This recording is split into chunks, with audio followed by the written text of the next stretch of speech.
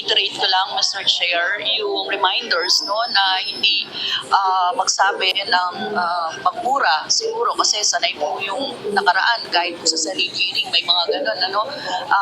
Respeto naman sa atin dito and sana po concise sa pagsagot kung ano lang ang tanong, yun din lang ang sagot at mag-defer ng i-defer ang mahahabang explanation kasi nakikita niyo naman, Mr. Chair, madami talagang gustong magtanong ngayon eh. Kaya sana po ganun yung ano, no? And simple lang naman po yung mga tanong ko. It has to do with kung ano din yung mga sinabi ng dating Pangulo doon sa Senate hearing.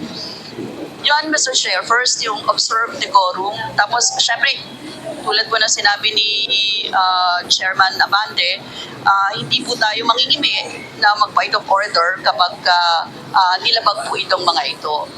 Yun. Now, Mr. Chair, I would like to direct my questions, Mr. Chair, to Rodrigo Duterte.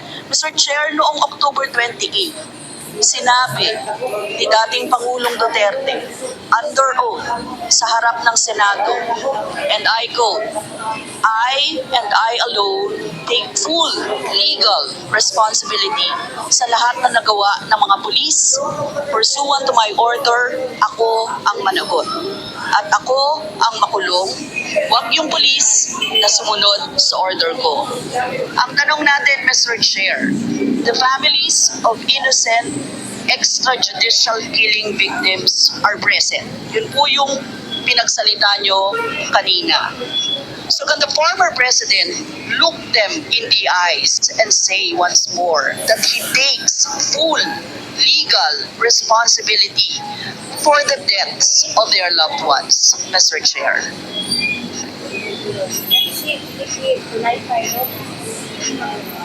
Mr. President, can you, what's the question?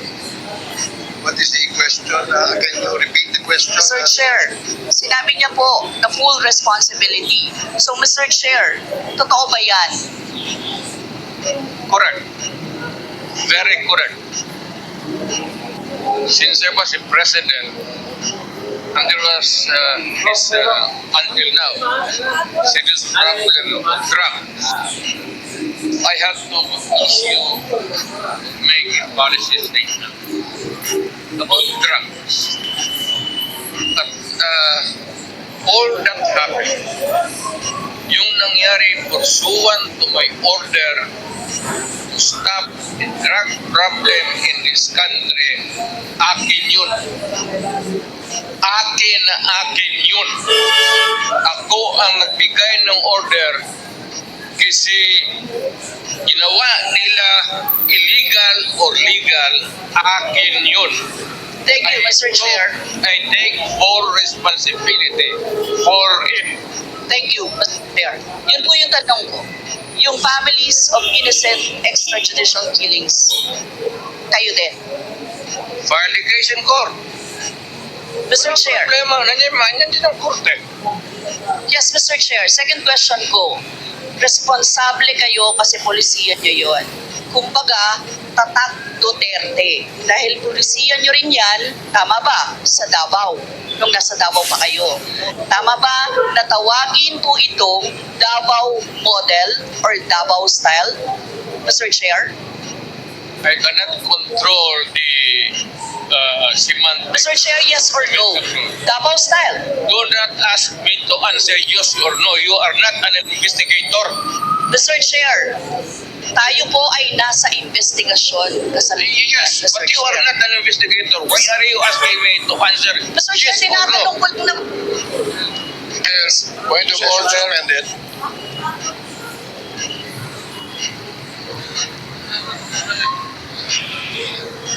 Point of order, Mr. Chair.